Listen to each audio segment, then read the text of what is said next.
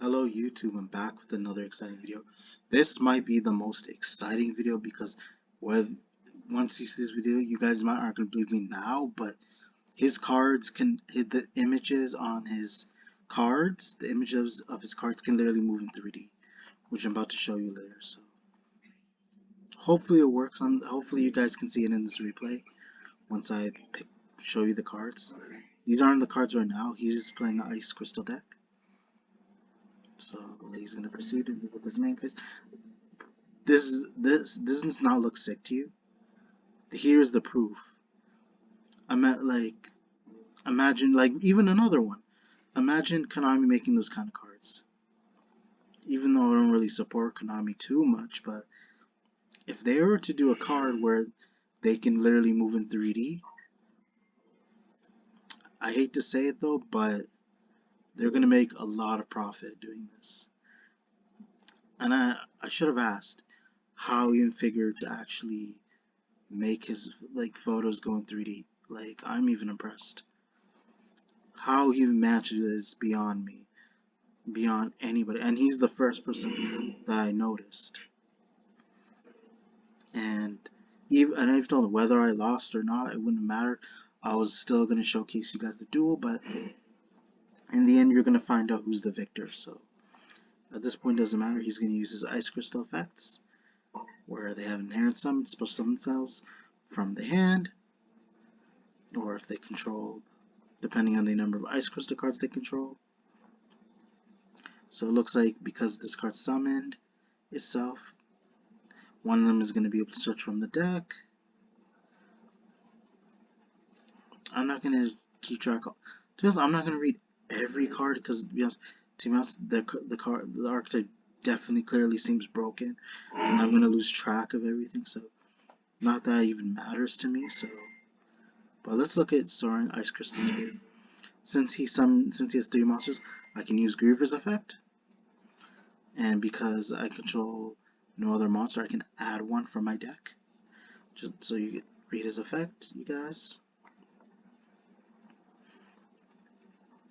Just if you look at the lower text, I can only add one monster up to the number of monsters my opponent controls -2. So essentially, I'm only allowed to add one -2 because he controls 3 monsters. So, and you subtract 2. I get the Sky Blaster from my deck to hand because it's a dark monster. This makes it so that Griever itself isn't a problem card and that you don't essentially get so many pluses that easily. And there needs to be a limitation and more because although its special summon effect is a quick effect, it all depends if your summon tries to make a big strong board, and you gotta prepare for like always. Even if they have 2 monsters, the moment they have 3 is when you want to immediately summon this guy, because sometimes 3 becomes way too risky. Because you want to make sure that you have some sort of monster that can protect you for that turn, and as well as getting an extra search when you need it. So this helps you put you at a comfortable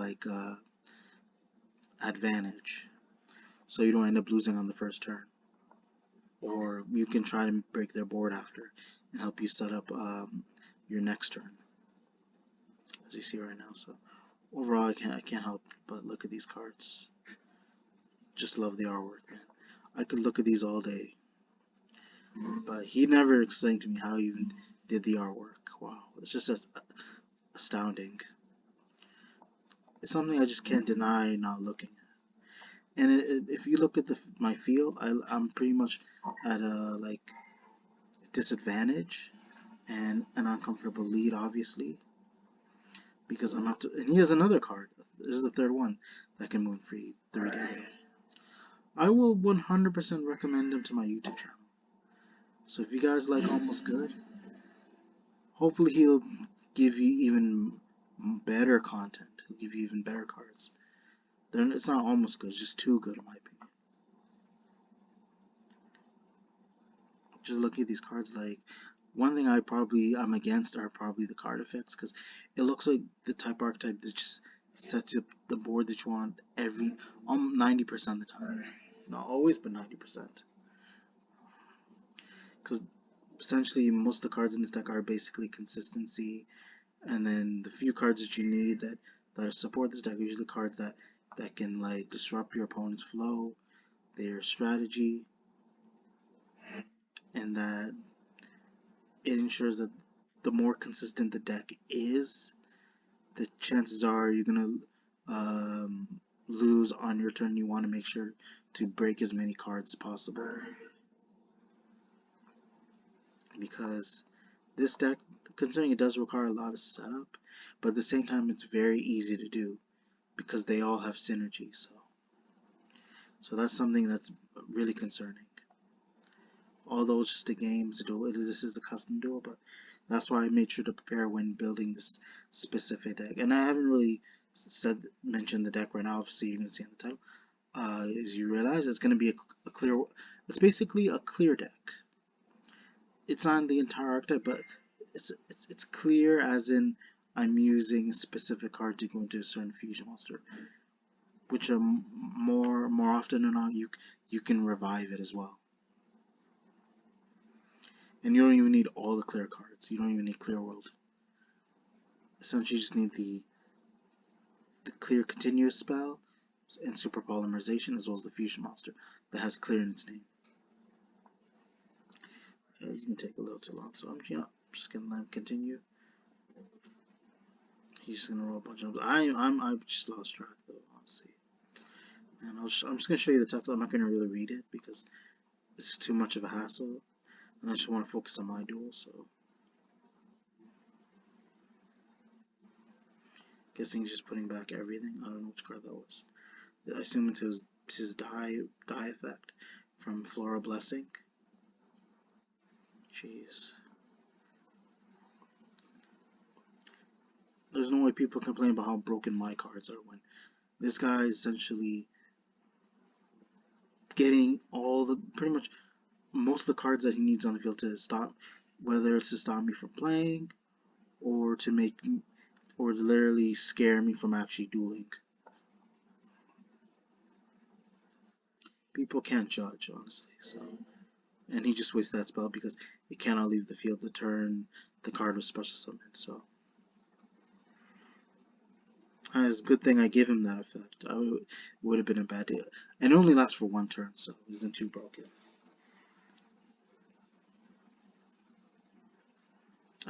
I forgot to mention that with his other effect. So it misses timing, so it's forced to go to the graveyard. That's cool.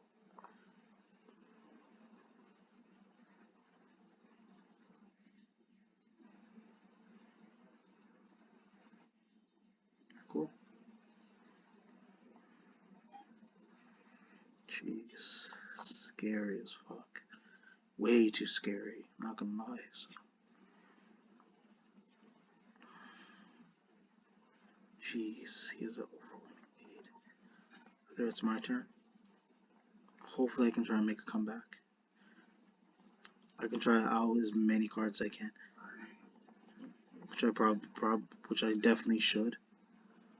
Like I said, drew the card they need to, which is Clear Future. Which is very important. So now I have to ditch 3 cards from my hand. Pot of Ultimatum, Spawn of Satan, and Core Sky Blaster.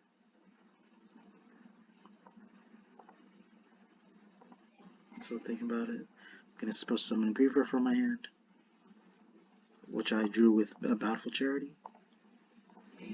I'll use the effect. He's gonna negate. That's fine. Sure. I'm glad I forced him to use a negate on me, and I'm willing to honor that. It's banished. I take 15. Cool. I'm at 5,500 life points. Then I'll activate Clear Future during my main phase. It's crazy I get to add Super Polymerization from my deck to man. Or Graveyard. Right. Unless he has Ghost Spell, he can negate it with that card as well, just in case. So let's go Super Polymerization. Alright. I'll use Super Poly immediately to fuse with his Fusion and Synchro Monster. And go into Clear Geist Dragon. I'll no summon Phantom Sky Blaster. I'll link one.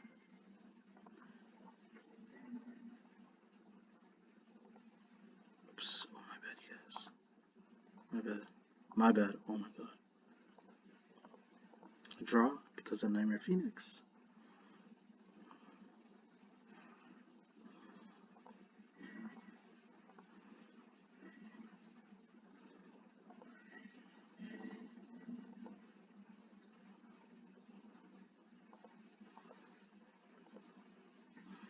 Going to another Clear Geist Dragon. About to link 4. As you see right now. Going to Nightmare Unicorn. And then it goes straight to Access Code Talker. This is most likely going to be game, so 53. Banish. Either way, it's going to be game. I'm just going to show you guys. We'll attack him directly. And that should be game. I say GG. And I managed to pull through. And overall, I hope you guys enjoy the video. Obviously, this isn't the full clear archetype. This is just the cards that I managed to summon. Just with small tiny support for the clear cards, because even if I were to make the previous support from the Yu-Gi-Oh! GXs, it would not be able to compete with today's modern Yu-Gi-Oh! Or today's meta. It would not be competitive. It'd be way too slow.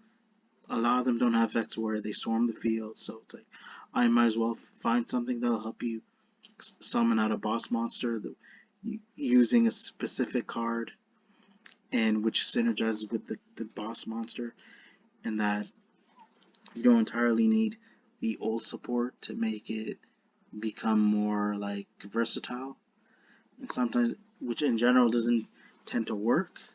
And even if they were, that's for Konami's decision to decide, because I didn't make those cards. I just want to make something new for the archetype so it can actually be more interesting, and that Clear World can actually become relevant, because it's the fact that the card was part of an anime where it was utilized by he's not entirely a major architect, but almost the final text, but like the first final text of Yu-Gi-Oh! GX, and that played a huge important part of the Japanese Yu-Gi-Oh! GX series, because a lot involved like the darkness, people being kidnapped, losing their souls, and being forced into their nightmares, and being shifted away from planet Earth. And it all evolved because of the misfortune that was going on in Duel Academy. And that's just truly my opinion, how I feel about why I even decided to make this card in the first place, and just to make GX more inspiring. But again, overall, hope you guys enjoyed the video. Be sure to check for more upcoming content later in the future. Be sure to check the notifications, comment, like, subscribe. Thank you.